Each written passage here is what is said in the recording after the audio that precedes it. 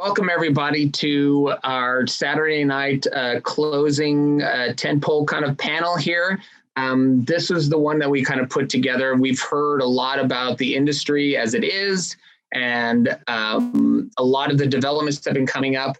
And so we wanted to put together a panel that was, basically people who have been through the year with us, and have seen some of the changes and have a little bit of a view from above to see where the industry of music and media might be going. And so we put together this panel with our experts, and we have Jazz Tangcay, who is the senior artisans editor from Variety, who is our media partner for this conference here, who's going to be moderating. And so I'm going to kick it off to Jazz and take it from here. Thank you, Joel. And first of all, thank you to the Guild of Music Supervisors and to everybody tuning in tonight. So as Joel says, we are going to be looking at the road ahead and examining the state of music. So without further ado, I'm going to introduce our panel. I am thrilled to be joined by Steve Schnur, who is President of Music at EA, Alicen Schneider, Vice President of Music and Creative Services for NBC Universal Television, Joel, who you all know, President of the Guild of Music Supervisors, and Paul Broucek, President of Warner Brothers Pictures Music. Hello, everybody. Hey. Hello. How are you? Good. Thank you so much for joining us. And just a note to anybody tuning in, if you do want to send a question in, use the bottom right-hand Q&A button to send that, and we will try to answer them. So let's just dive right on in. A year ago, we didn't know we'd be in lockdown for more than a year. I think most people thought it would be 2 weeks. So set the scene and tell us where you were. Joel, I'm just going to pick on you. Okay, that's this time fine. Last year. Okay, so it is now February 20th. So February 6th of last year was the Guild of Music Supervisors Awards that I think that almost all of you guys were at. And it was, 1,500 of our best friends, all crammed into the Wiltern with, Burt Bacharach performing Alfie, and with Emmylou Harris, and with Tina Spector performing, and lots of trophies, and everybody hanging out, lots of hugs and kisses and stuff. So that's where we were. We were coming off of that and getting ready to start the rest of our year. And looking forward to lots of productions, and it all kind of within a few weeks of that came to a grinding halt. And Lola Marsh, I saw another thing. Lola Marsh, who I absolutely love, from Israel, was one of the performers and winners at the Guild Awards. So that's kind of where we came out of this, out of a really, really high note with a lot of, people hanging out, loving live music, just being together, and immediately shut down March 13th. So that was my perspective. And we are going to talk about the pivot to, after we shut down. But Alicen, I want to hear from you. What about you? Where were you this time last year? Working in an office, getting pilot season ready, and really we had a lot of momentum going about this time last year, and we're really excited and had a lot of people teed up for hires, and had really worked hard. We thought we were so ahead of the game, and then just 3 weeks later it basically all shut down, and a lot of those pilots have just come back again, which is kind of interesting. It's come full circle where we're finally revisiting them. But had no clue, absolutely no clue, obviously, other than watching the news and kind of wondering if it was going to get here. But it's Groundhog Day. We literally are kind of back to where we were this time last year, starting again. Yeah, I'll tell you this, that like part of it was also we were all getting ready to go to South by Southwest. The Guild had a big party that we were doing there, and a bunch of companies kept pulling out. And we're like, oh, well, they're just being very safe because they've got corporate liability and stuff. They're being a little too secure. And South by closed down, and that was the real sign for us, at least. Yeah. And then I remember, Broadway, once Broadway shuttered, it was like, oh, and then there was just that ripple effect that week of everything just suddenly started closing. Steve, what about for you at EA? Well, 1 year ago, within the last 2 weeks to the date, I had a meeting with Dolly Parton and the governor of the state of Tennessee to begin to discuss building the world's largest soundstage for film, television, and game recording. We have yet to break ground for obvious reasons. A year later, I had flown to London a year ago last week to begin pre-production on a Michael Giacchino score and another Star Wars score. And then I flew, previous to the Academy Awards, I flew to Berlin to meet with Hildur to hopefully hire her after she won the Academy Award for Paul. And I wanted to get ahead of that because I knew the minute that happened, everybody was going to hire her. So I went in and closed her to a deal before we left. And then I came home and I had planned on getting an apartment this year for a lot of the time in Berlin to work on that score. And pretty much I see her now 2 times a week on Zoom. And certainly, and then March 6th came and I've been in this house ever since. And I want to talk about your background too, Steve, later on. But Paul, take us back to February 2020. Well, Steve, you didn't tell me you were in London a year ago, because so was I. Well, now we should check. We were doing our last batch of scoring with Hans Zimmer on Wonder Woman 84. Yeah. And at Air Studios. And I think I flew home. I mean, here, we both were in London. We were in Europe. I mean, the fact that we didn't get sick and flew back, I remember I came home on the 25th or 26th. And then the following week, the Warner Brothers Pictures Group, which is physical production, music, post-production, visual effects, and finance, VP and above, we had an offsite planned up at Ojai Valley Inn. And we brought some of our folks that work with us in London, on our team from London, and they almost, Warner Media shut down all flying for business, but they were already on the plane. So they came over, and it turned out to be a really fortuitous thing for our particular group, because it really set us up to be successful together in the next year. It's like going to a pep rally, and it was a really great offsite. We couldn't have planned it better. We came home on the 6th, worked another week, but things are getting wonky. And by the 13th, 12th, they were saying, if you don't feel comfortable, you don't need to come in, And again, it felt like it was going to be a couple weeks, 3, 4, it was going to blow over.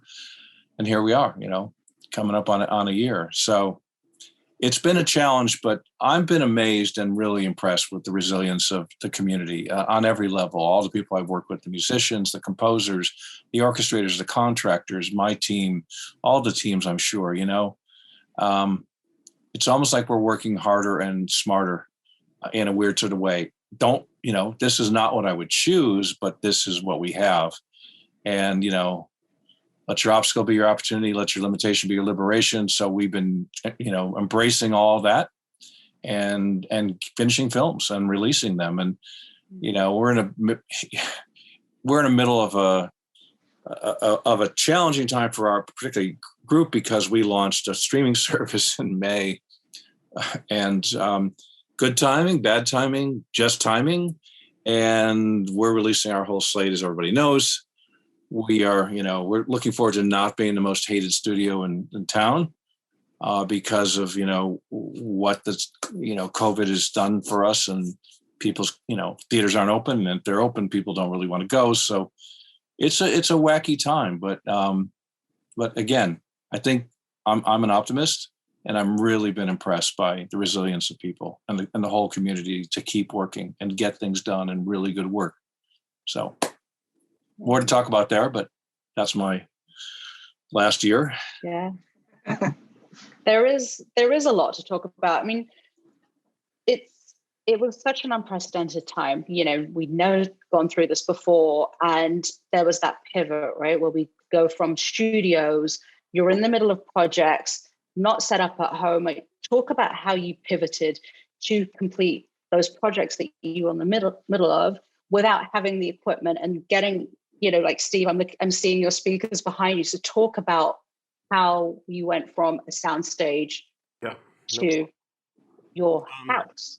First of all, I want to comment on what Paul said about Warner's being the most hated studio in town.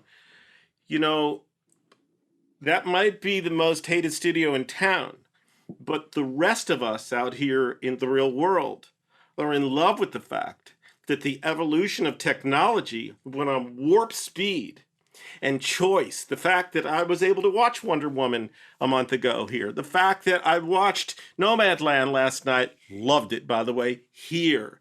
The fact that I have a choice. And in the future, certainly I'll probably go to Regal Cinema to watch a Bond film.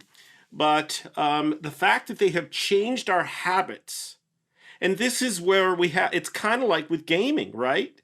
Gaming, people, everything's connected. There's huge communities, and the model changes.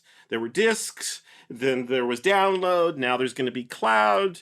The evolution happens, and this was such a fast speed for it to happen. And I pray that some people don't want to suddenly go back to the good old days, because we're in the great days now. So I'm not going to put aside the horrific things that have happened because of COVID, but this has been the greatest opportunity for media, gaming, film, the way television has been incredible this year, and I'm sure it'll be more incredible next year now that we've learned so much. So to get to the point here of what we've done, so I suddenly refused to, even before it was mandated, I was not putting 40 musicians in a room.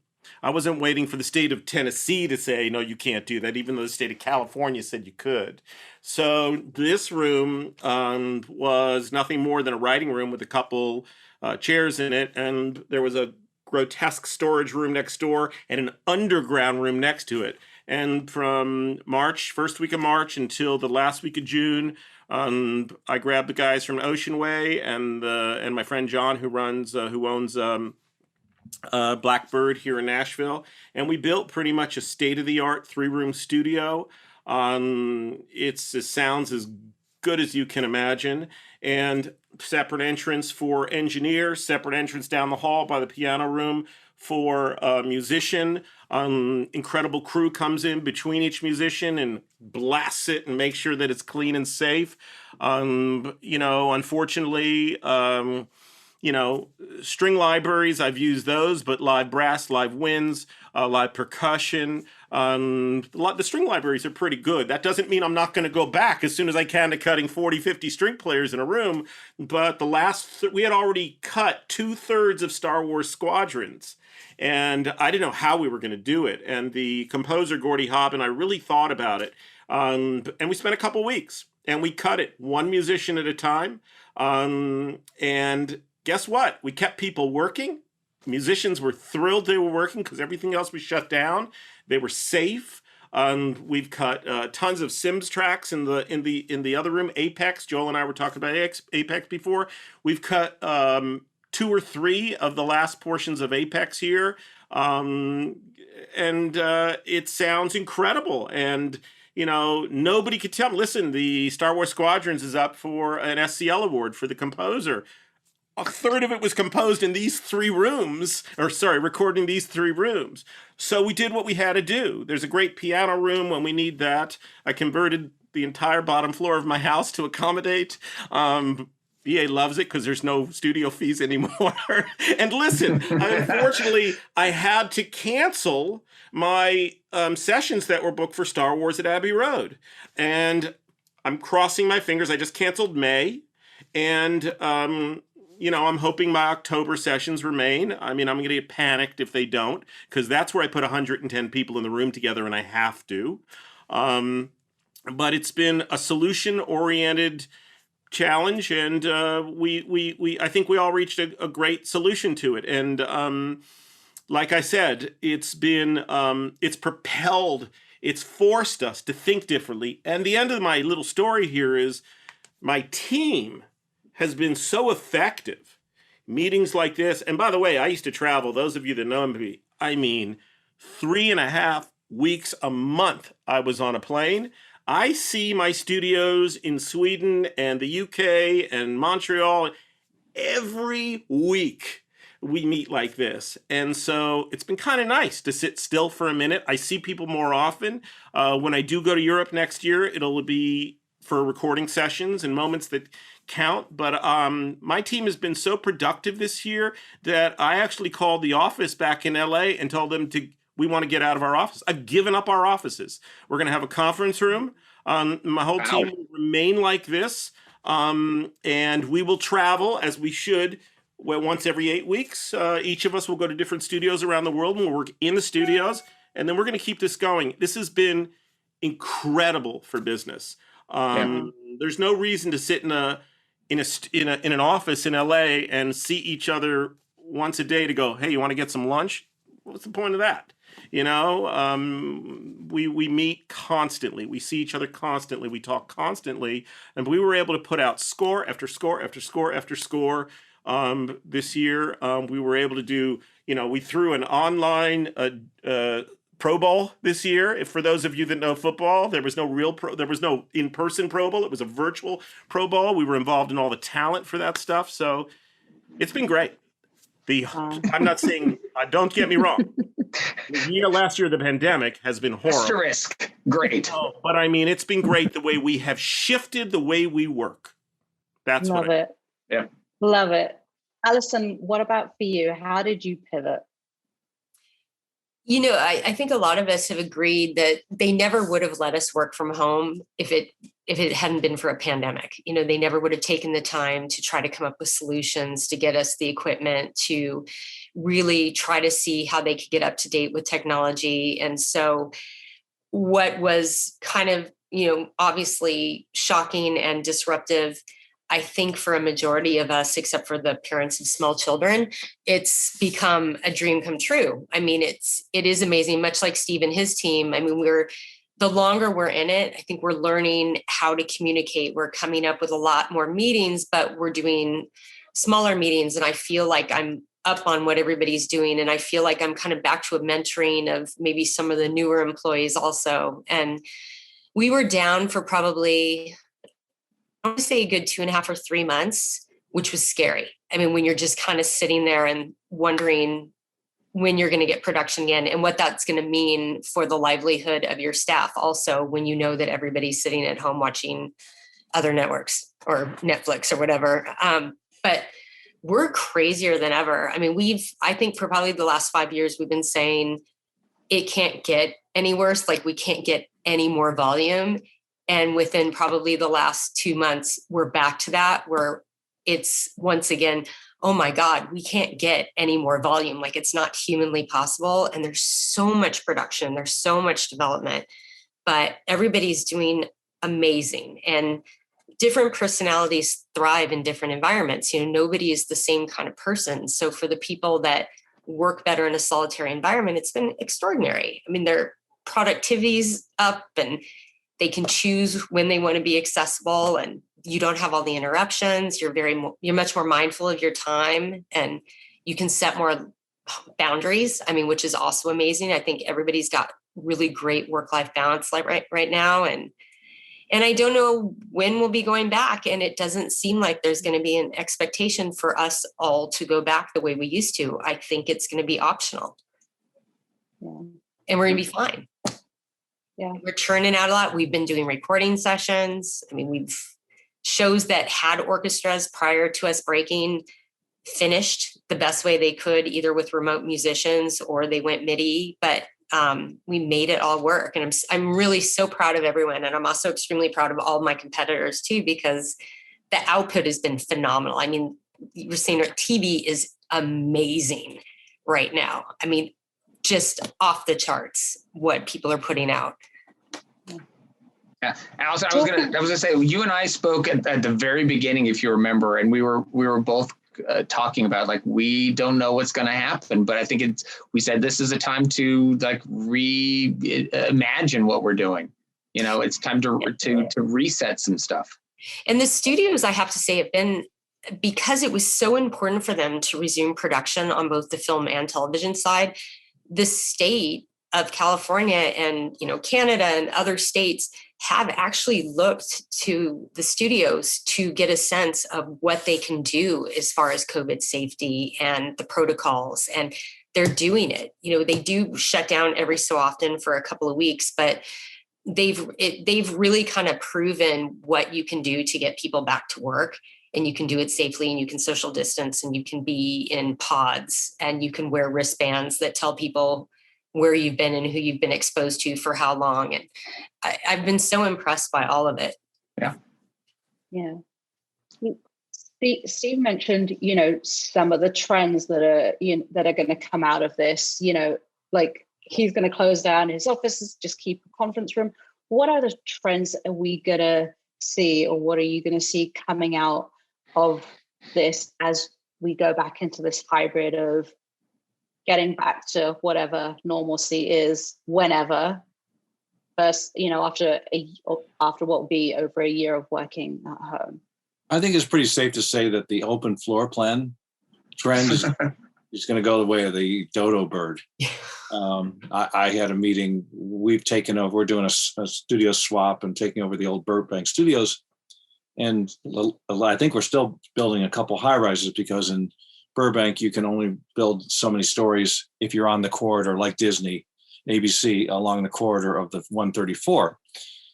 So I've been involved in these meetings and been interviewed, like, how do you work? And, it's a little bit like, Netflix or other places where have the open floor plan, and then, little different sized conference rooms where you have breakout meetings and that sort of thing.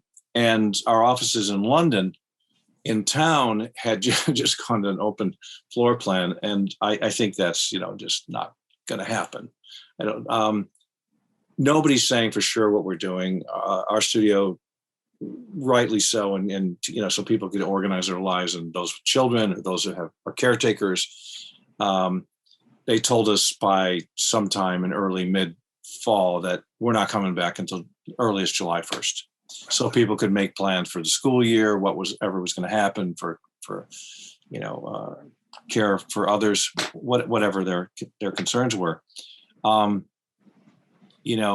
don't know. I don't have a crystal ball. My guess is that we're probably looking at more like September, October, and we're probably it's never going to be the first day of school where we all go, okay, we're all back in our offices every day, 5 days a week. I think we're going to have some, it's just coming out of conversations with the various groups that are health and safety and facilities. And I think we're going to see some kind of a revolving plan. Maybe there's a certain group of people in our offices are going to come in on Monday, Wednesday and Friday one week, and Tuesday and Thursday next week, and we'll swap with, maybe we break our group into 2 groups or 3 groups. So we just don't have density, and we don't really have dense offices. But I do like to go into the office. I miss a certain part of it. I love a certain part of the, all the time you save from, the distractions, the transition time.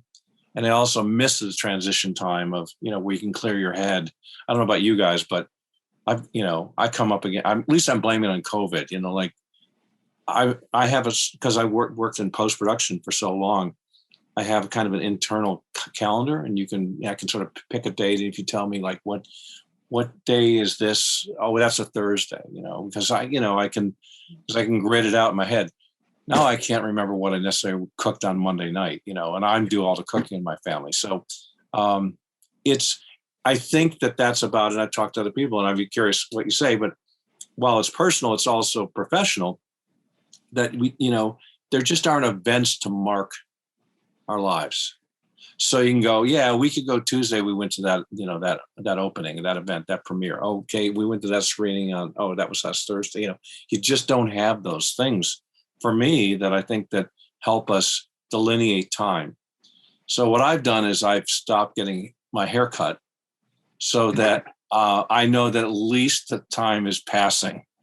I finally had to have it trimmed a couple weeks ago because I was starting to look like Christopher Lloyd in Back to the Future when I got up. Or like me. And I was frightening myself. Joel, it's going to take me a while to get to where you are. But seriously, I think that this is a challenge, a real challenge, not just personally, but professionally. But I do agree with, the comments so far that, I'm closer, I give some of the credit to the fortuitous aspect that we had an offsite going into this. But I'm seeing face to face, like I'm with you guys 3 times a week. We did it every day for, not knowing how long it was going to go. I did it every day. And then after about 6 weeks, I said, you guys tired of me yet? Maybe do you want to go, took a vote, and we did so now we do Monday, Wednesday, and Friday.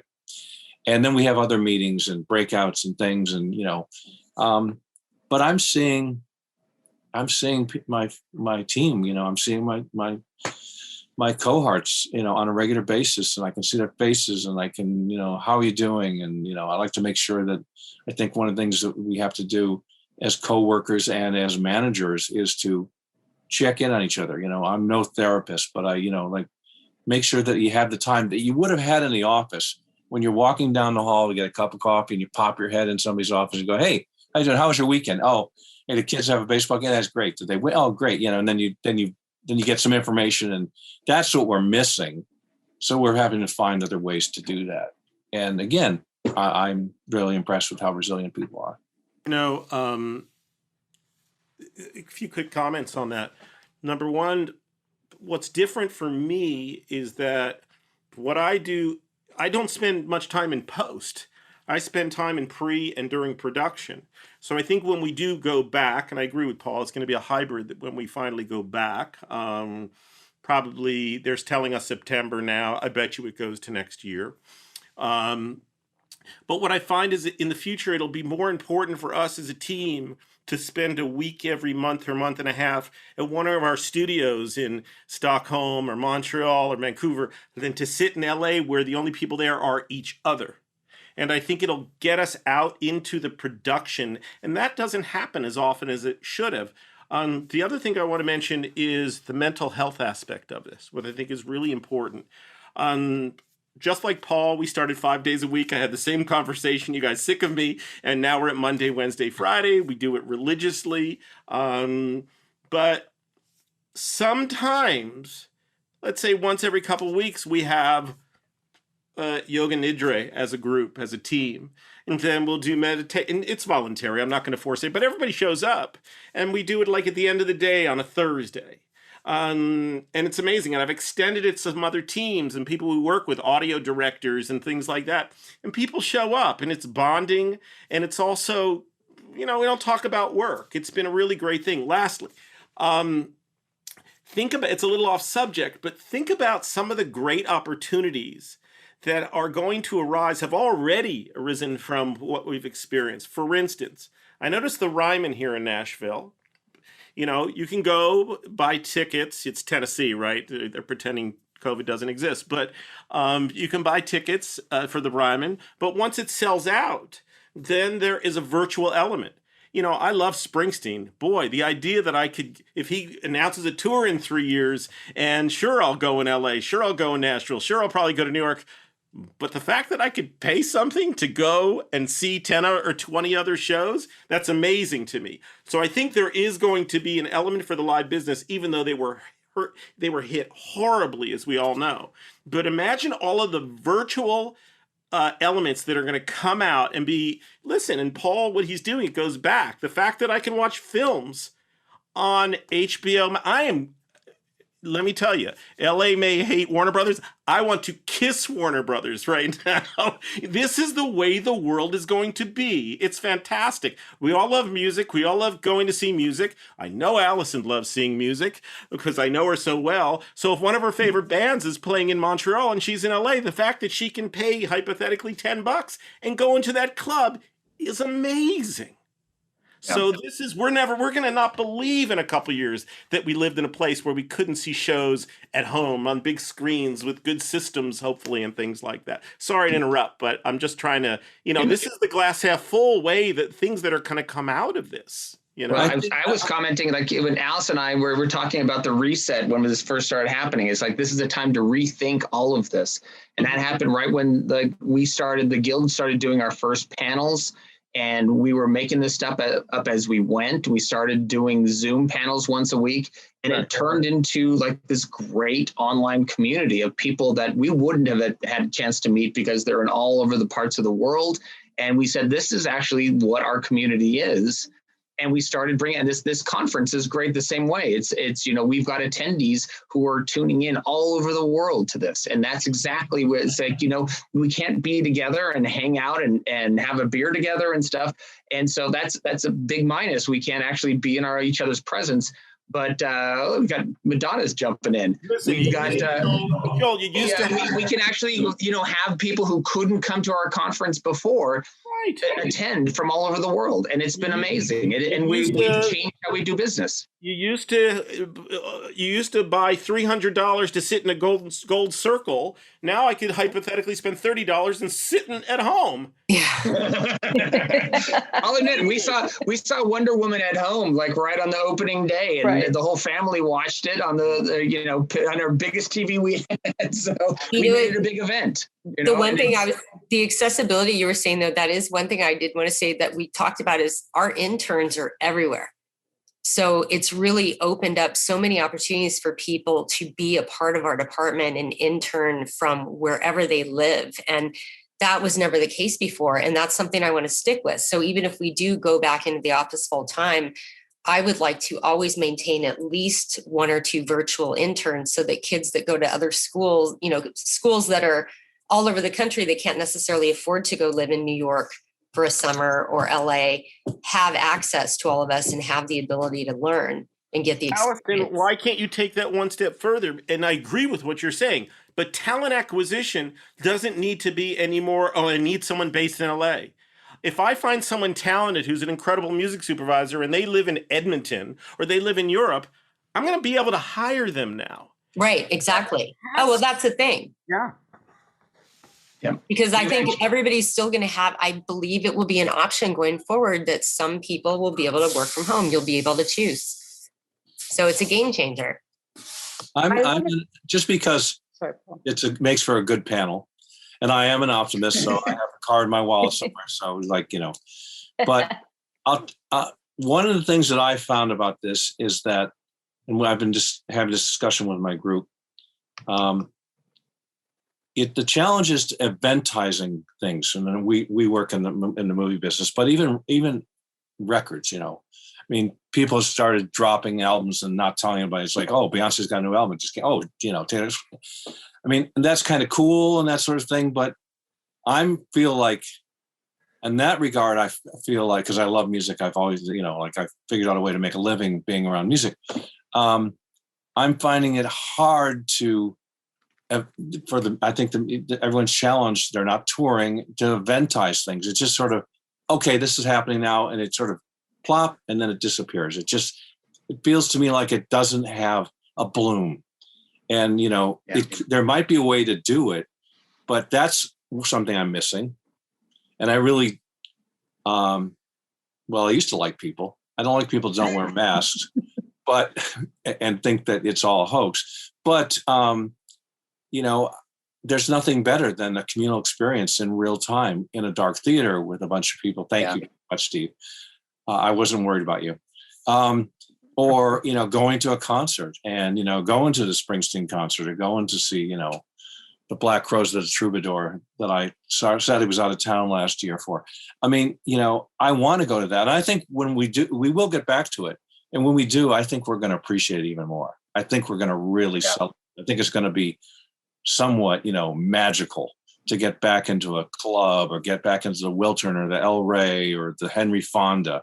I like the smaller venues and have a great show. I think so I'm hopeful for that. But I think the challenge is that things, again, it's like, oh, what did I do? The reference points, this stuff just happens. Somebody drops a record, this comes out, that even if it's going to happen, it just doesn't have the momentum. You don't have the people talking about in a water cooler. I'm serviced by everybody that you guys are serviced by. There's so many music submissions, more so than ever. The challenge is who's gonna be listen to me and say, Paul, oh, you're going to love this band. You know, that's always been a challenge, but now I find it to be particularly hard because we're spending so much time on Zoom, because people are communicating by email and text, because, I don't have fear of missing out. I have fear of missing emails. I have fear of missing, texts. I have fear of, oh God, that guy, something happened and, 3 months ago. And it could have been a personal thing, but an old friend or somebody that I wanted to get in touch with and I completely missed it. I don't know about you, but I mean, I'm hardly on Facebook anymore. I do like it because it's reacquainted me with old friends and family, but I never really embraced the messenger thing. I went in last week and I found something from a good friend of mine in London, dear friend of mine. She sent it in 2016, wanting to introduce me to somebody, and I had never responded, and it made me feel really horrible. So, oh my goodness. You know what I miss, Paul? I miss sports, live sports. Oh yeah. Mm-hmm.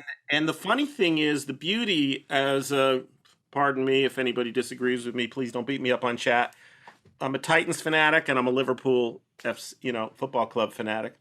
And please don't beat me up if I've got a jersey. John Murphy gave me a Liverpool jersey with my name on the back, so I'm good. Okay, good. Thank you. Steve, I'm a Chelsea supporter, but I won't beat you up. Yeah, right. But I cannot wait to get back in the stadium. But the beauty of sports is that I could still always watch the Titans when they're on the road on TV. As long as I pay the DirecTV, NFL package, I could always watch Liverpool on ESPN or, NBC Sports Network. But I couldn't watch every Springsteen show. So I can't wait to go to a club to see my favorite band, a little club like you're talking about. The Wiltern, or I live downtown LA when I'm in LA, all the clubs down there. But when my favorite bands are not in LA or Nashville, I would love to spend $20-$30 and go one night that I want to. And I think that's going to be what's great, because I get that with sports. I've never gotten that with music. I want to go on tour. I got to say, I feel so guilty. There's nights I go to bed and I'm like, I thought in my past, oh God, I have to go out and see this band. And now I'm like, oh God, what I wouldn't give to be able to go out and see a band. So I know. On that note, I'm going to jump in and say, how have you been finding new music, given that you can't go down to some small club and see this new artist and discover them, or, you can't go to an arena and see somebody live? How, especially, in something like gaming where, music, you've discovered, people, I'm going to pull up Kendrick Lamar, but just for all of you, what are you using, TikTok, or tell the audience out there? I can start. Joel, go for it. So, there's a lot of the traditional same stuff, we still are being serviced by all the labels and publishers and managers and everything like that. And it's all digital on our emails and stuff. And, it's never replacing the kind of personal connection that always makes it you're much more incentivized to want to use music from an artist that you actually have looked at eye to eye and had an experience with and, maybe worked with and everything like that. And it's hard to replace that. It's we've been doing with the Guild, we've been doing a lot of showcases and stuff. And I've gone to almost every single thing I can with those. And it's the only way, especially if there's a Q&A where you can actually talk to the artists and get to know them a little bit and learn a little bit about their life and where their music comes from. I'm much more likely to be able to use some of that music because, we get tons of these emails all day long, and I try to keep up to date as much as possible. And we're struggling through it, but we get the job done. So Joel, I look forward to, I will attend the seminar, the workshop that the Guild sponsors of how to get through all the submissions that come in. Oh, wait. I'm going to show you this. That's my morning. Yeah, but that seems sacrilegious to me. It's hard for me to delete music. It's hard that I haven't listened to just because I can't stop and listen to it when it comes in. I know we have to prioritize what we actually listen to. So it's if stuff is sent to me and it doesn't even have my name on it, or it doesn't reference any of the projects I'm listening to or I'm working on, then it's kind of like, okay, you know what, if you don't have time to know what I'm working on, I don't have time to listen to your music. And I know I'm going to be missing out on a lot of the music, but I literally, my first hour and a half when I wake up and get on my computer is going through my emails that have piled up overnight and just kind of like deleting until I get to the ones that actually seem like they know what I'm working on and know that I'm going to listen to it. Yeah.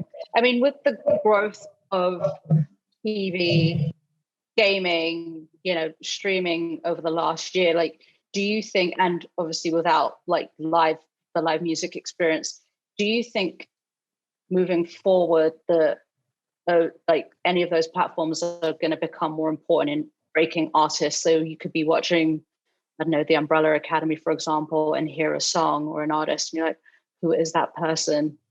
All of a sudden they explode. Like, talk about. Well, I think we've been doing that for years in FIFA.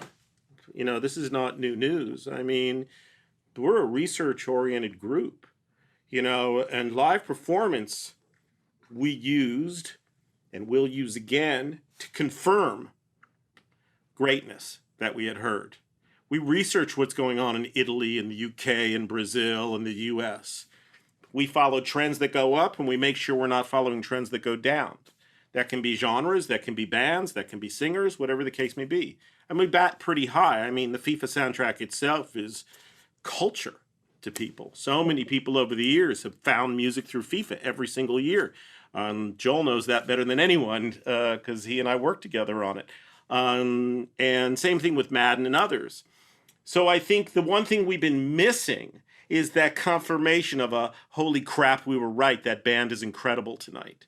So that was a void for us in the last year. And we will go back out next year and once again go back to that trend of saying, oh my God, we love that artist. We heard of this artist, you know, whoever. Lizzo was in The Sims 3.5, 4 years ago. Dua Lipa was 3 years. We always are ahead.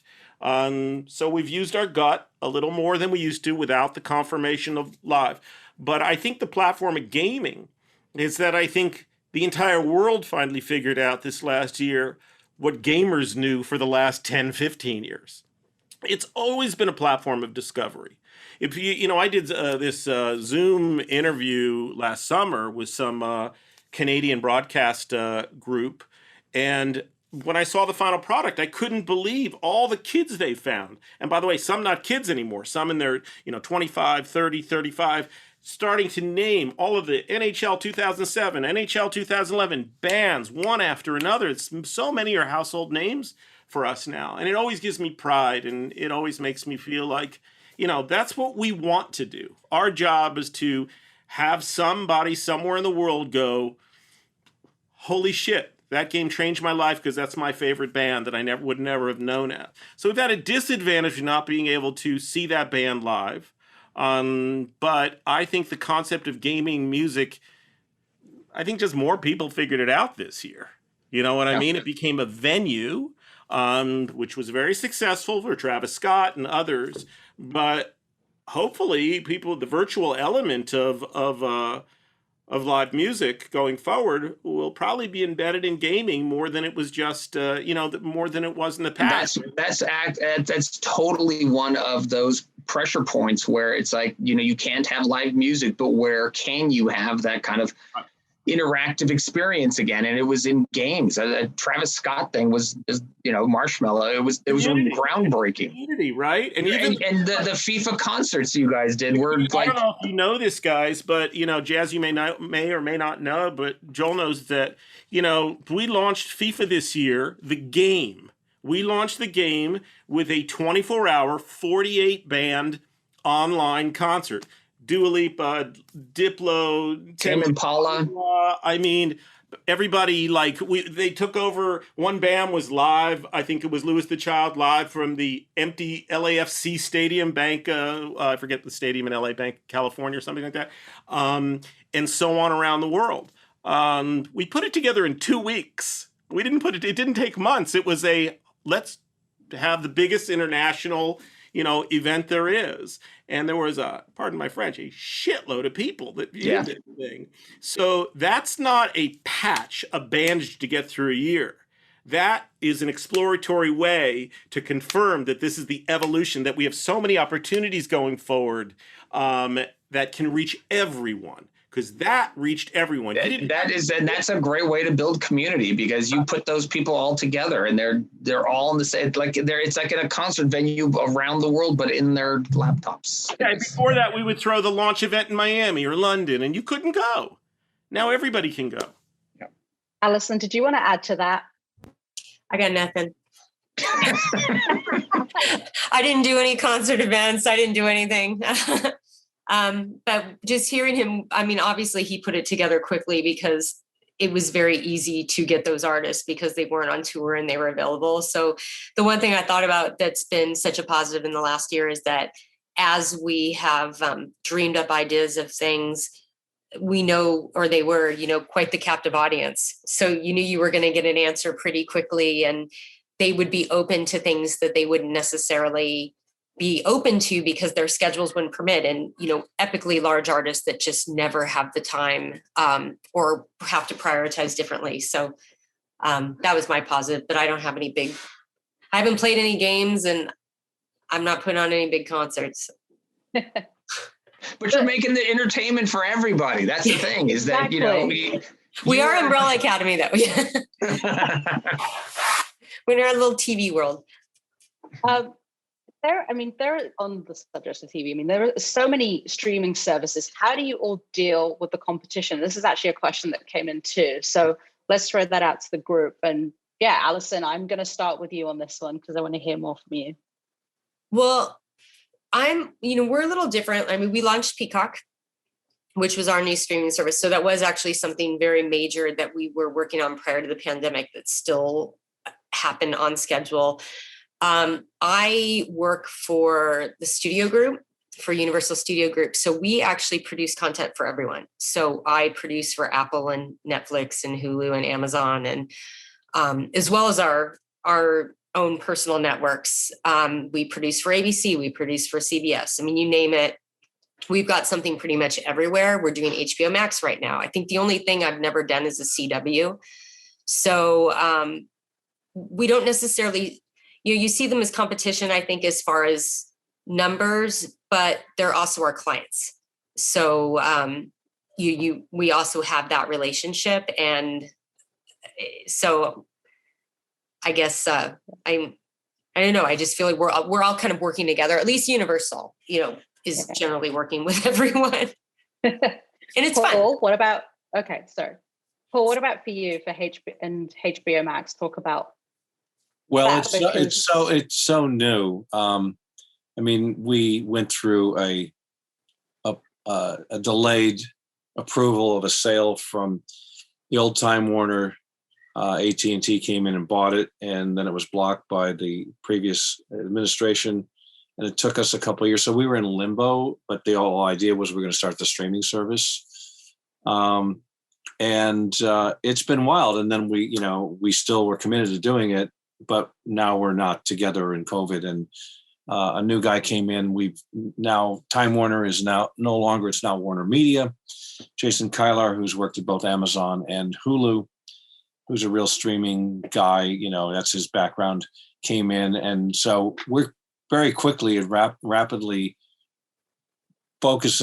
laser focusing our attention on getting this streaming service up in North America, which we've done, expanding the subscriber base, and then getting it out in Europe and South America. And they don't even know what AT&T doesn't have a presence in Europe, and lots of other places. So there's a lot of work to be done. So, but in the meantime, we're doing it, and we're just producing content. And, some of the things that would have been like a New Line, one of our brands, one of our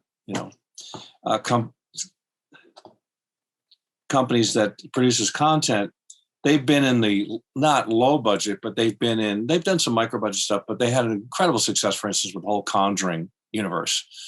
where those weren't expensive films, and they, we're on the Conjuring 3's coming.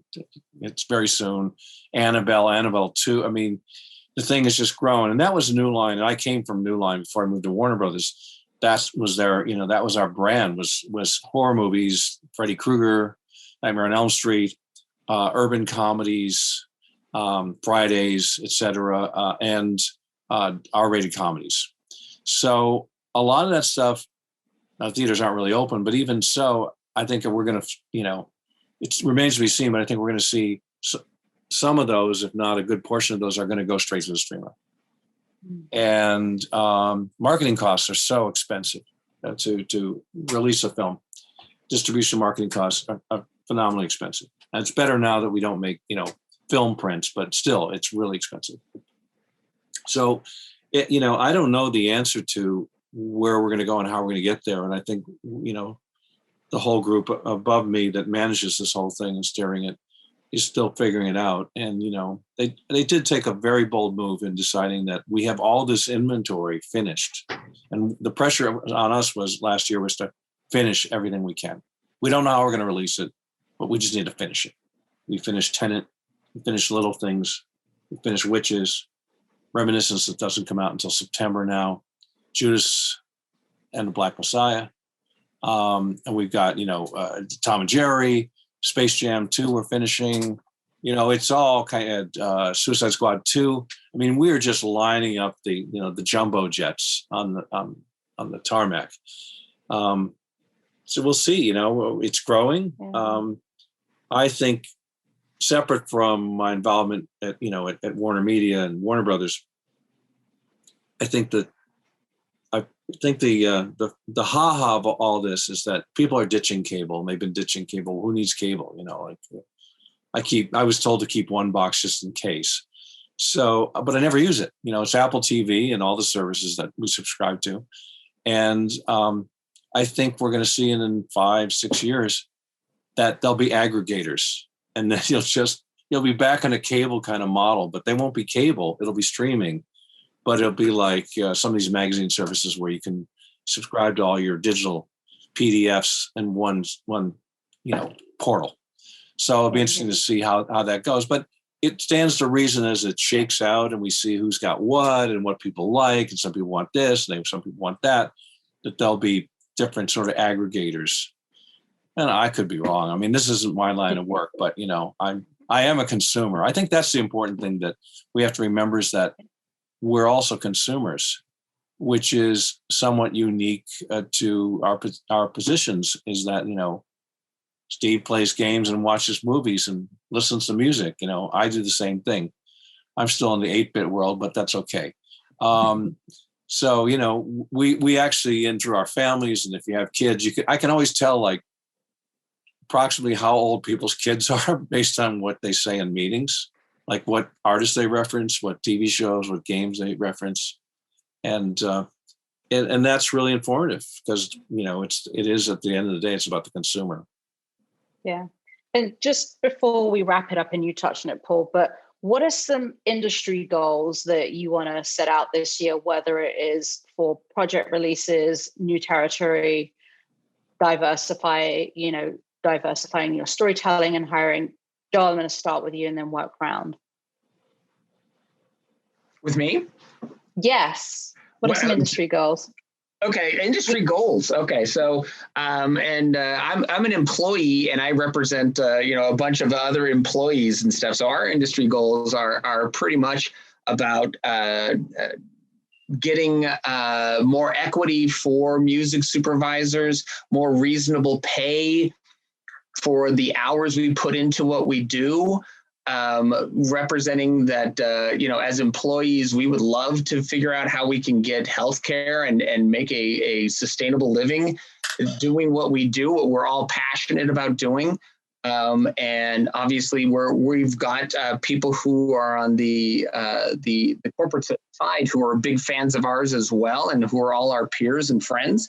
And so we're working hard to kind of work it with them So, it's a career that is, there's a lot of easier ways to make a living, but, we're all a little bit crazy that we absolutely love what we do. And, telling stories with music is our biggest passion. I don't know what else I could possibly do. But there's, got to be a way to figure out how to make it so it's a sustainable living, and especially all the people who are coming in and joining it as a career choice, there's a place to grow from it, and making it a much more normal, equitable kind of a situation. So the Guild works hard on this, and and I work hard on it for me and my people and stuff. So that's kind of our ambitions on a business side of things. So, and listen, and I also want to say this too, when the pandemic hit, we also know that part of our job is that we have a budget that we can spend. And we know that there's a lot of musicians out there who were just dead in the water because they couldn't tour. Nobody was buying their merch and stuff. But we did have a little bit of a budget that we were still working, those of us who are still working. So one of the Guild's big things was, let's spend smartly, license music, hire musicians who actually could really use it. Think about that while the process, obviously the creative is the most important thing, but if there's a way that you can, utilize music from a musician who could really use it, and you're going to help their lives and keep them sustaining as an artist, do that. So, we're paying it forward to musicians, and we're trying to keep what we do as a sustainable career as well. I think everybody just applauded you for that response, Joel. Alicen, for you, what about your industry goals? My goals now have been pretty much the same for the last, I'd say, 2 or 3 years, which is to diversify my hires more than anything. My composer hires, my music supervisor hires, and I am happy to report that we have some pretty incredible producers now that are waking up to wanting to think outside the box and not necessarily take the low-hanging fruit. We've hired people who don't have any TV experience, that have maybe just done a couple of games, or maybe they've done a short film, and we've teamed them up with more seasoned veteran composers to kind of have their back.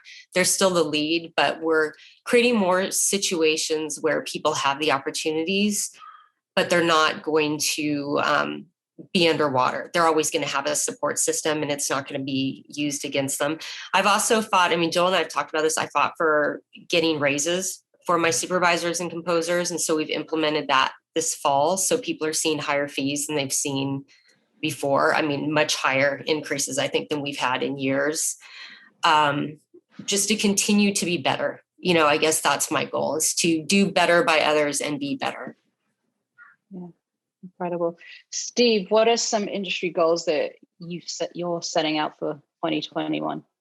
In the vein of what Alicen just said, gaming is the biggest entertainment platform in the world. And it is so critically important to ensure that while we are in the sports business, we're in the racing business, we're in the shooter game business, that the characters within our stories are as diverse and as diverse as gamers themselves. Gamers are women. Gamers are Black. We have to make sure protagonists in stories, go against what the typical old model is. There's no reason why, the people that are fighting war in Battlefield can't also be women. There's no reason why the protagonist in the story can't be of some minority. We need to make sure that we represent in our stories the world that should be, not the world that is created and excludes people. Because gaming is about community and inclusion.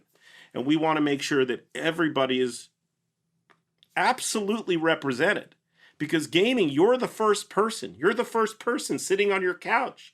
You need people who represent you, who look like you. That's critically important.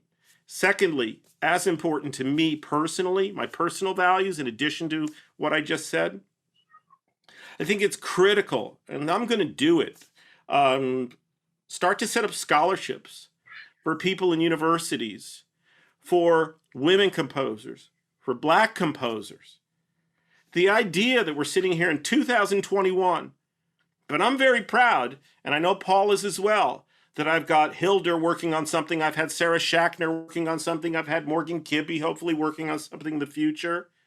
But the fact that we, you know, none of those composers who are all friends of mine, you know, they all reject when somebody goes, what's it like to be a woman composer?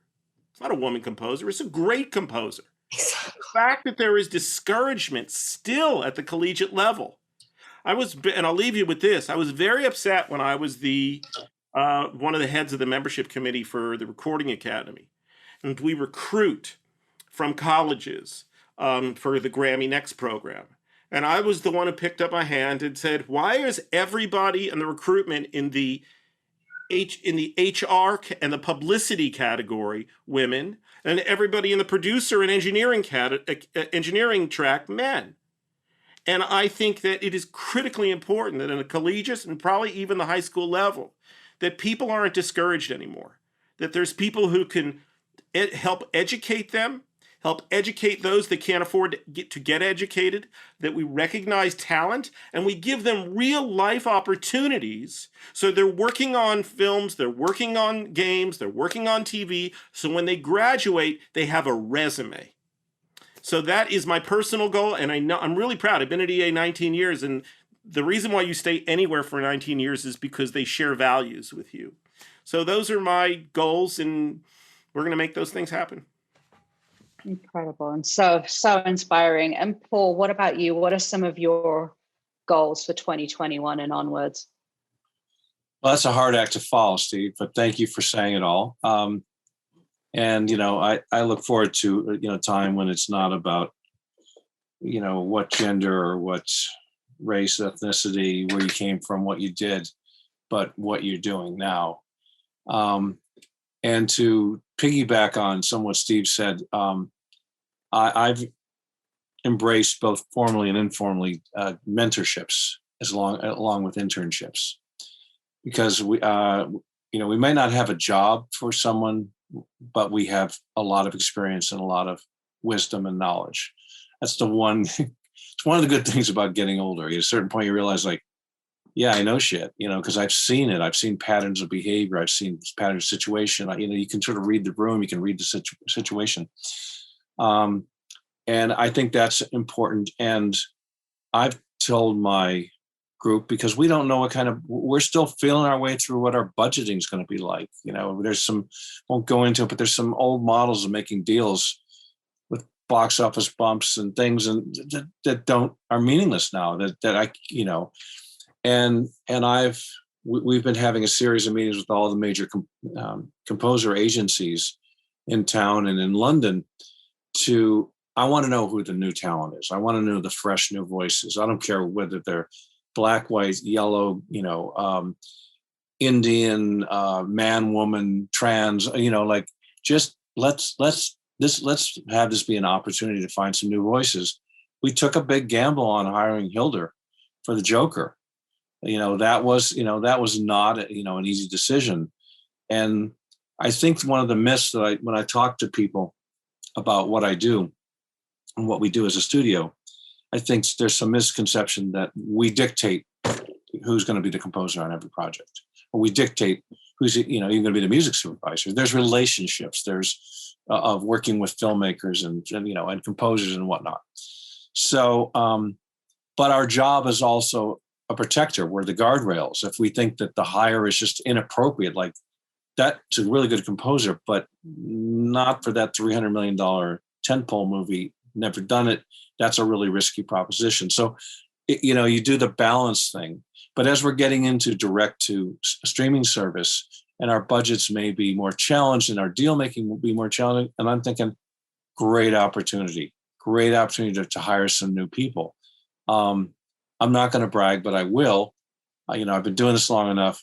I'm proud of some of the, you know, the benchmarks. You know, in 1998, I hired Ann Dudley to do American History X, and you know, it just was the right call. And there's a whole sub story to that, but that was the right call, and she killed it. And I hired Ramin Javadi, who was part of Hans Zimmer's camp, but had never done a film under his own name to play Trinity in 2004. And I hired Alicen Schneider for his first film for an American studio, and he did Birth for us at Fine Line, New Line in 2004. And those are things I'm really proud of. And, so it's my nature to do that. So I'm trying to reinvigorate myself and my crew and go like, let's find some new talent. Let's find some new talent. Let's find some new voices. Let's refresh. Let's use it. It's not about money. It might be a problem down the road when we make these people superstars, and that's okay. And then we'll have to find the next crop, Golden problem. Yeah. Well, on that note, thank you to Steve, thank you, Paul, thank you, Alicen, Joel, and of course the Guild of Music Supervisors, and to everybody for tuning in. That was such an inspiring conversation. Thank you. Thank you. And from the Guild too, I thank you guys so much. You guys really are, the people we want to be talking to, who are really pushing the envelope. And, Paul, you said that you were wanting to re-examine all this stuff, and this is the time to do it. So I really appreciate you guys getting into this conversation with us. This is amazing. I'm super happy.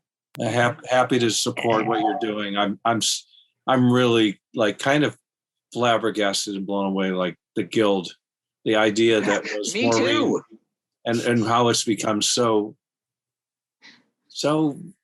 real and vibrant. I'm very impressive, very impressed. And I say that, with nothing but, respect. So thank you. Yeah, no, it's we've got a great crew here. So yeah, we're very proud of our team. Thank you, by the way, for everybody. I see 124 in there, but thank you to everyone who's here. Yeah, thank you. Thank you. We appreciate you. You appreciate this conversation, but you have no idea. We appreciate you so much for what you do and the fact that you're here on a Saturday night to listen and learn and educate us in return at some point. Thank you, everybody. And stay tuned for the closing remarks. It's going to be Madonna, Wade Reed, and myself. We're going to do some closing remarks, wrap it up, and kick it off into the next phase. But again, this has been a great panel. I really appreciate all you guys. I miss you tremendously. Hopefully I'll be seeing you guys, at travel. There's Madonna, superstar. Madonna. And guys, that was amazing, by the way. Nice to see you guys. Really, I was a student of your panel. I was a student of our panel. I was a student of our panel, but I want to say Jazz did a great job. Thank you so much. Yeah, thank you so much, Jazz. Thank you, Jazz. Thank you. Jazz is one of our ride or dies. She's always a big supporter. We appreciate her. Yeah. I appreciate everybody too. Thank you. Be safe. Awesome. All right. Bye. Be well, everyone. Thank you. All right, the tech Bye. people will push a button and do something. I'm going to sit exactly right here, and I think Madonna's going to sit right over there, and whatever happens, happens. Yeah. Oh, yeah. Oh, yeah.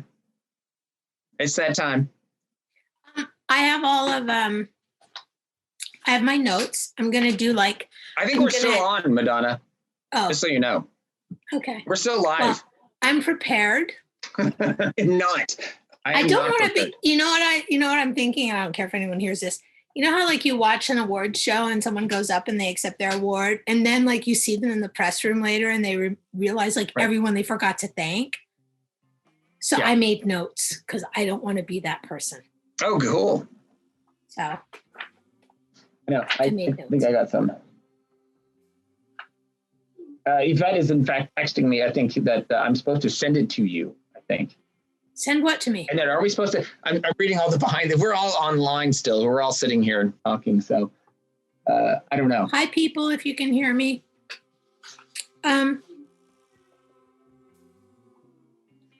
Do they want us? Are they ready for us? No, We're I ready don't for know. you. Let's go. Oh, you are? Do you want us to start? Let's kill it. Yeah, everyone's Okay. ready for the announcements. You get your notes. I have my notes. All right. Officially. Okay. We're officially starting, right? All right. Yeah, I'm gonna it's start. late. I want to go home anyway. I know. And I have wine. I do not. All right. So I'm just telling everybody that I actually made notes, as I was just saying to Joel. I don't want to be the person who forgets to thank anybody. And this was the most massive thing that we did. We'd never done it virtually before, and there's really a lot of people to thank, and I don't want to forget them. So bear with me as I have like little scraps of paper with sections of who I need to thank. So first up, I want to thank, in the most massive way possible, our education committee, who really steered this ship like no other. I feel like I should almost apologize for them, as if I didn't quite tell them what they were signing up for, but definitely want to shout out, there are 3 incredible female architects that were behind this, and that would be Lindsay Wolfington, Yvette Matoyer, and Christina Benson. I hope you can all sleep in tomorrow. You'll probably sleep like dead people tonight. So go to bed knowing that from the bottom of our hearts, thank you. There's Lindsay. She's sleeping all day tomorrow. All caps. If I could send you one right now and I knew how to do those kind of things, I would. I also want to really thank our incredible Guild staff and our absolutely dedicated, relentless crew of volunteers who just, like I said, this ship does not sink because there's an amazing group of people who keep it afloat. So I do not want to be remiss. I do not want to not thank them. And our sponsors.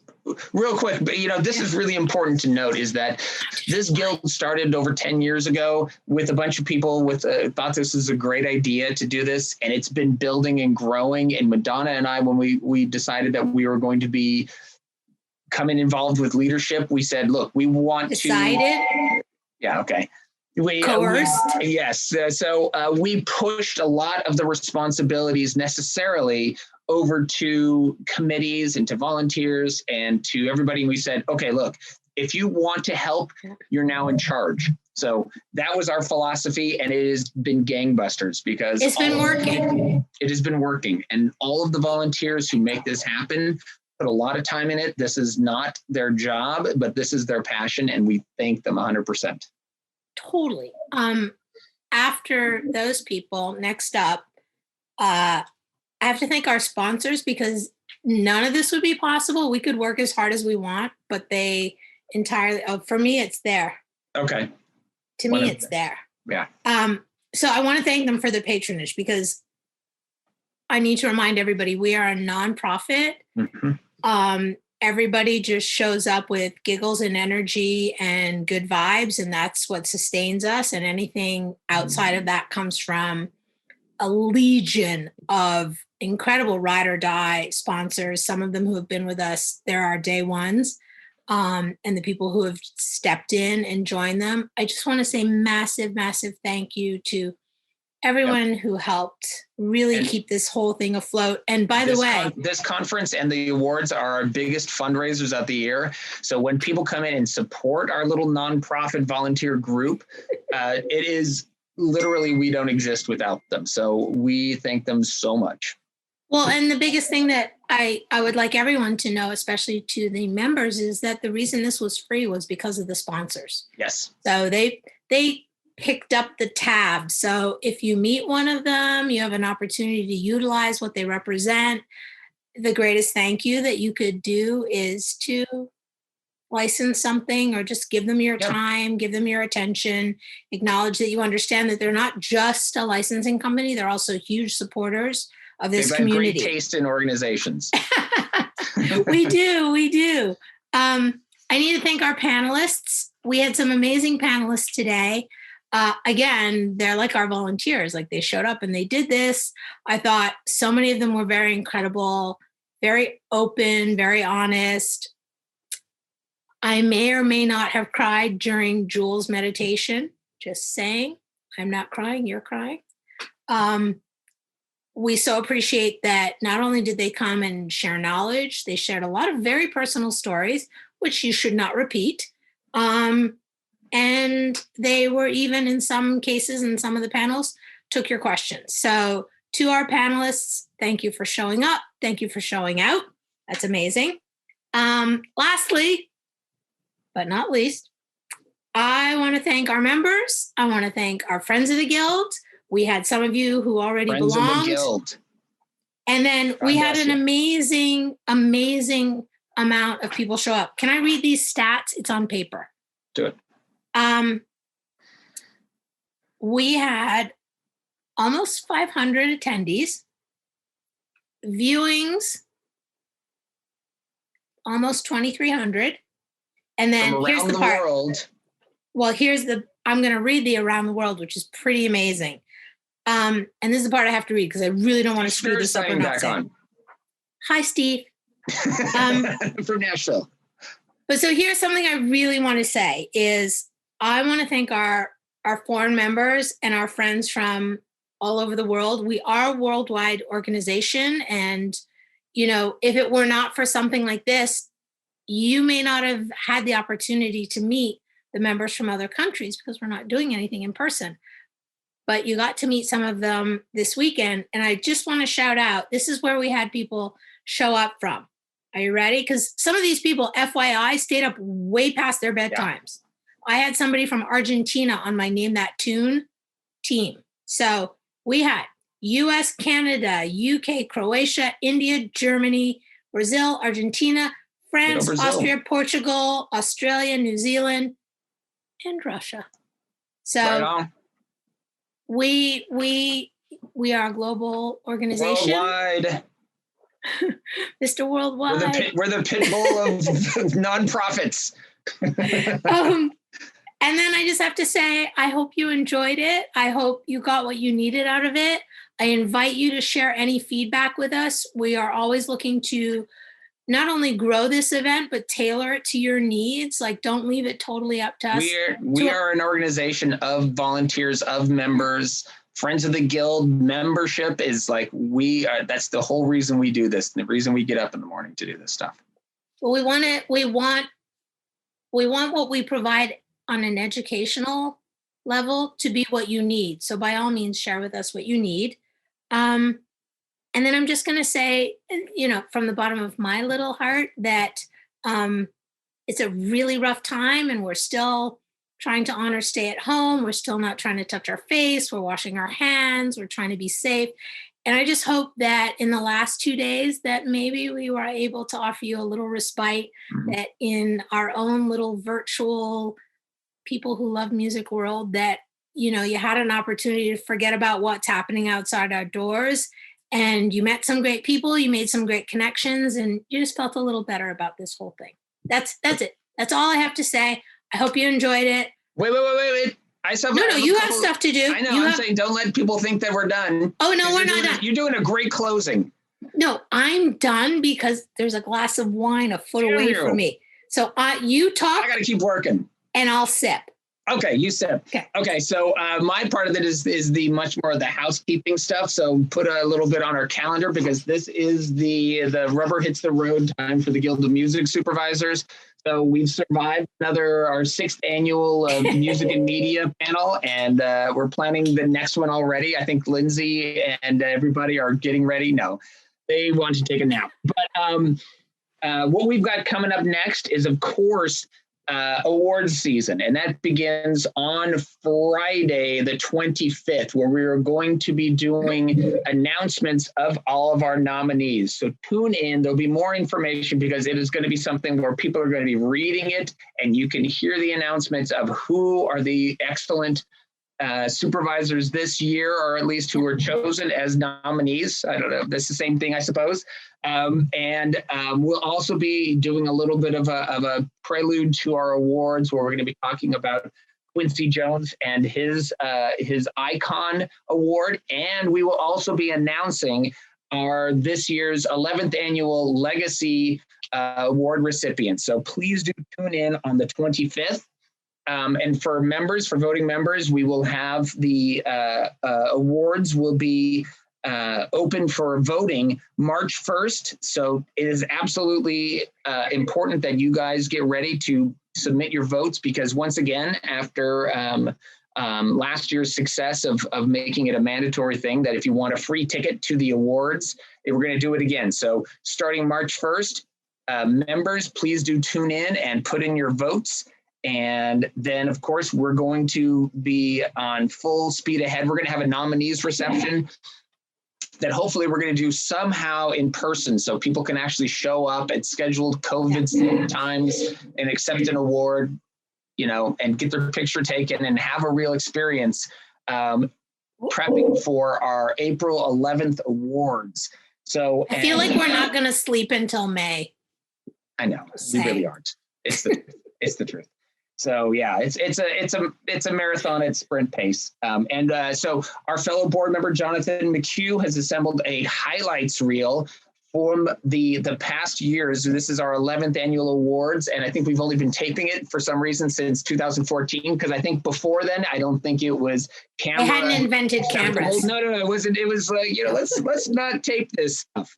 It was that kind of an awards thing. So since 2014. We've had, we've recorded it and it's been fantastic. And so let's roll that beautiful bean footage if we can. Stick around.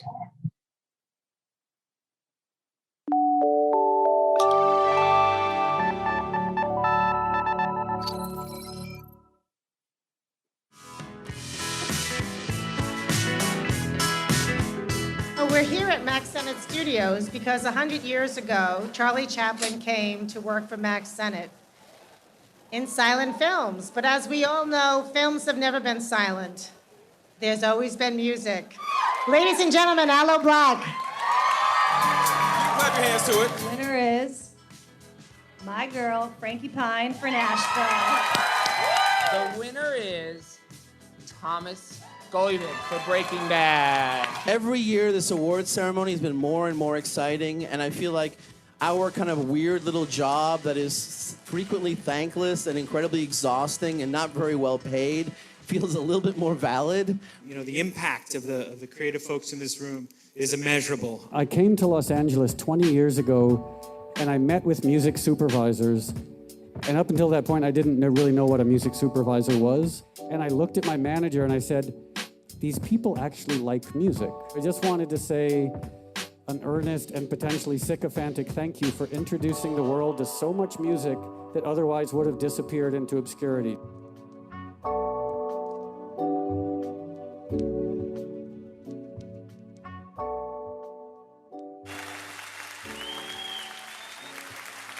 We're going to present Gary with the Guild of Music Supervisors Legacy Award to Gary Lamel.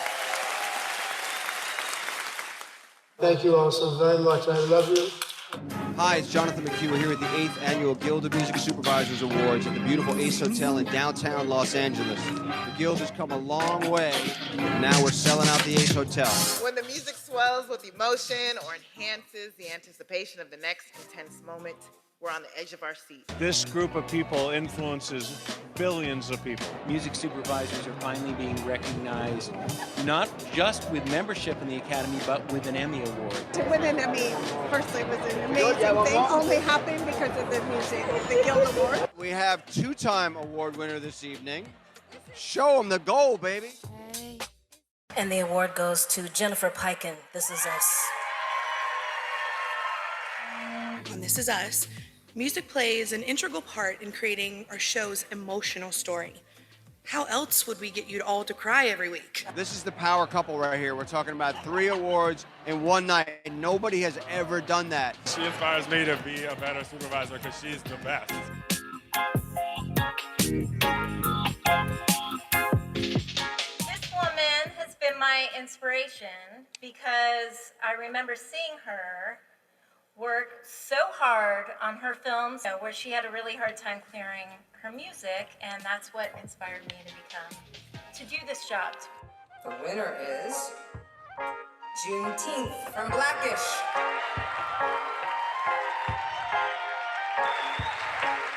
I'd like to thank everyone on this stage right here. Who knew my music supervisor for Blackish was white? I know I didn't. Not with a name like Gabe. Gabriel, you're a white boy, but Gabe, I thought it was a brother. We are thrilled to have her as our spotlight artist tonight. Please welcome King Princess. I want to commend you, your organization, for giving these Legend Awards to the pioneers. I was there with Gary Lamel, Becky Shargo, Joel Sill. When your profession, you could gather in one bathroom The woman responsible for getting Bill Cosby behind bars, Gloria Allred.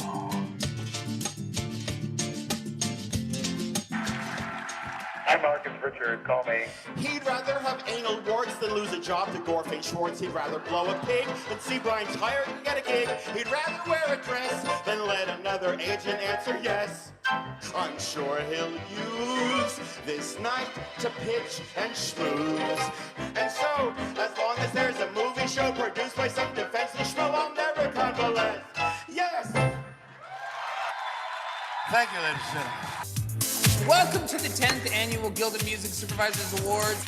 Can you believe it? We're at the Will Turn. Madonna and I are so happy and honestly humbled to represent this growing all-volunteer organization of craft people. Tonight is about celebrating all the hard work of our nominees.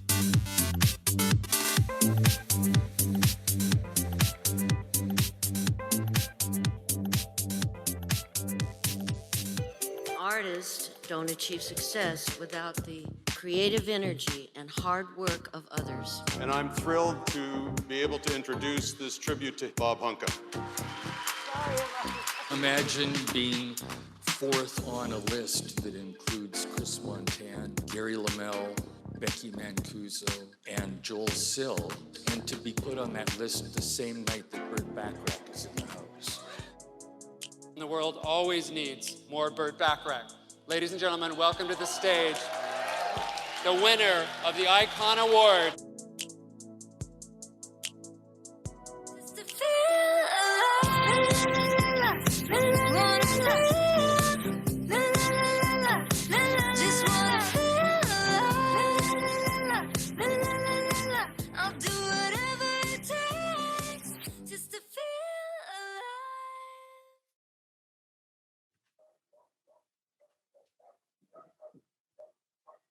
There you go. There we go. Yeah, absolutely. This is wonderful. So this is it, you guys. This is the end of the road. This is the end of the road for the conference. I don't know what we're going to do. Is there an after party? Is somebody having an after party? I don't know. I wish. I guess this is just Hunter. By the way, thank you, Hunter. Oh my God, this whole staff has been amazing putting this all together. So it's been amazing. It's been great. I hope everyone's enjoyed it. There he is. The big reveal. That is the human spine. This is the person who keeps me upright and tells me where I need to be, when I need to be, and what I'm supposed to do. And Angela's, I'm sure she's hiding behind the sponsor card right there, but this is the crew. Yeah, so I can bring her on if we want. You know, you never know. Angelia. So we are nothing without y'all, but we appreciate it so much. You know, we're super excited. We've got the foot on the gas pedal going into our awards season right now. You know, looking all about Quincy Jones and, you know, making sure that we do right by him because he has done right by music and media for 50 years. And so this is special. This is, you know, we love what we do. We say it all the time, and we love working with all you people out there, all 106 people apparently that are on the participants right now. You're our family, so this is awesome. Thank you for sticking around. Thank you. I also want to say shout out though. Shout out to Levi, Jared, John, Taylor, Megan, all of our tech staff here today. Yeah, please, Hunter, if you want to keep going. We've got who did we forget? The Ashley squad, Ashley Watterson, Rebecca Bergman. Sponsorship, by the way. Yes, exactly. Yes. So all those Colleen people and all Carney. that stuff. So yeah. Colleen Carney, who texts me 20 minutes before everything in my life. Colleen Carney. Angelia Bibb Sanders, of course, the legacy of Angelia. We would never be able to pull these awards or these. She's been with us since day one, so there is no guild without Angelia. So, Sheik, of course, which we already Here's mentioned. the curtain. Thank you to everyone who was behind it. Thank you to everyone who was in front of it. Thank you to everybody who showed up. Yeah. Cool. So I'm going to go make dinner. There you go. I might give myself a glass of wine too. So here we are. Thank you again. Peace. You guys stay safe. Wash your hands. Don't touch your face. Stay home.